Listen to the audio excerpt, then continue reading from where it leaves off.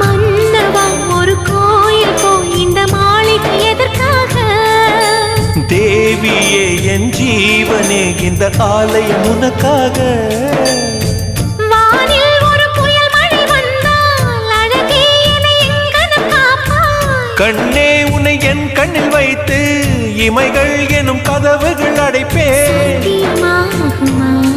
நான் சத்தியம் செய்யவா? தொடு தொடுவெனவே வானவில் என்னை தூரத்தில் அழைக்கின்ற நேரம்.